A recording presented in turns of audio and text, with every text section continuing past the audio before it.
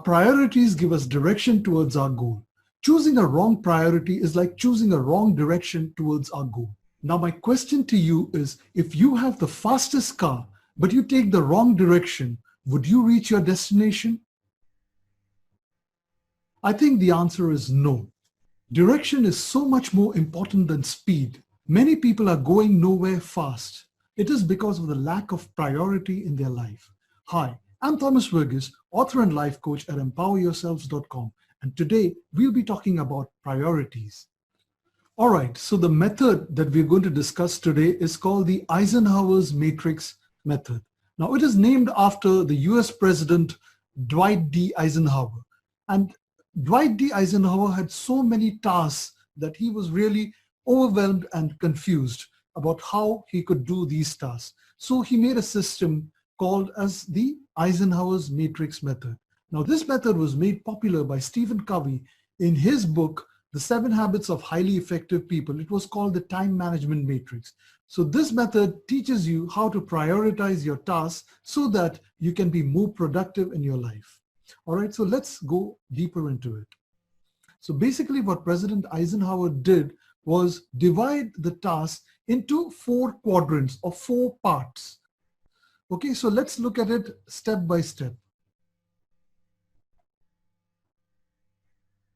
So the quadrant number 1 or the step number 1 is tasks which are important and urgent. Now these tasks basically consist of 1, like a crisis situation. Say for example, if the building is on fire, okay, and you have to do something to rescue the people in the building. Now this situation is a crisis situation. You can't say that, oh, I'll go tomorrow and save the people in the building. No, you have to do it right now and you have to do it today. So that's a crisis situation. Say for example, a baby is crying in another room. Okay, you can't say that I'm going to go tomorrow and pick up the baby. You have to go immediately and pick up the baby. So that's a crisis situation.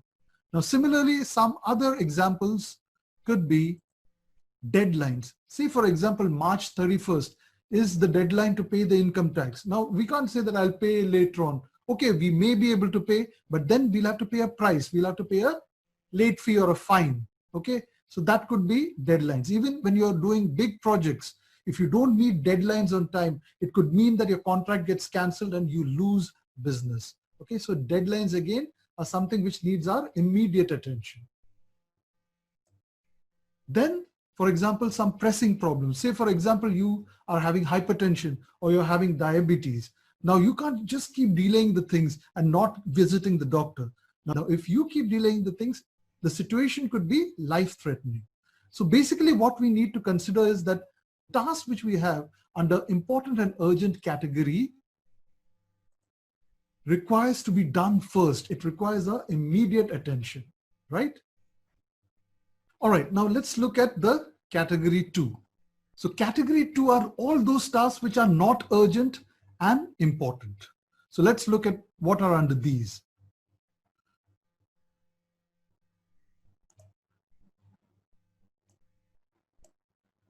Number 1 is building relationships. Say, for example, if you are in a business, now it is very important to build relationships if you want the business to survive. So building relationships is an important task, but it may not be very urgent. Similarly, planning. If you want to build your business or if you want to build your career, it requires planning. So this is again something which you need to pay attention to. Number 3 could be research. Now, suppose we want to give a presentation. So we have to do the research for it. Now that again falls under the not urgent and important category. Similarly, you have learning. Now again, learning is something very important and which will help us in our career and our goals. So therefore it's important, but maybe not very urgent. Therefore it falls under this category. Now we should understand one thing, that any items which are under this category should be scheduled. Okay, so it is very important to schedule any items which fall under the not urgent and important category. Now this is a very crucial and important category, the not urgent and important, because if you have items in these categories and you do the scheduling properly, it can help you succeed in your life and it can help build your career. So you have to give proper attention to all the items which fall into the not urgent and important category. All right. Now let's move to the category 3. So the category 3 is urgent and not important. Okay, now urgent and not important is what? Is the distractions which happen in our day-to-day life. Okay, so let's look more deeply into this. Number one can be interruption. Say, for example, when you're working, your colleague or your coworker comes and interrupts you, asks you something, or your boss comes in and asks you something. So those are kind of interruptions.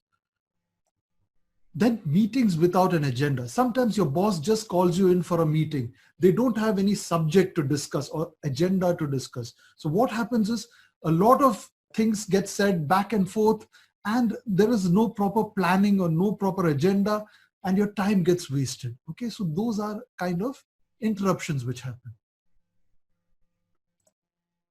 Number 3 is phone calls. Again, when you're working, some phone calls keep coming. So, I mean, it will disturb you and it will take you away from your flow of work. So that's again a kind of an interruption. So how do you solve this type of task or this type of problems? So the answer is that you should delegate such type of tasks. Say, for example, you could have, say, a secretary or an assistant who's sitting at the door, who will first ask the person who comes to meet you, why do you want to meet him? And try to filter out people who actually want to meet you. Similarly, if you have meetings, just try to think if you could tell some other person, say, for example, your assistant, to attend the meeting instead of you attending the meeting. So that will save you some time, which you can use it for building your business, building your projects. So that will be useful for you, right? Then phone calls, again, you could have someone else answer the calls for you. This again will save you valuable time, which you can use for something else more productive, right? So basically we must understand one thing, that urgent and not important, any items, any tasks that fall under urgent and not important should basically be delegated to people so that you can save your time, right? Now the number 4 is not important and not urgent. Now this basically is a waste of time.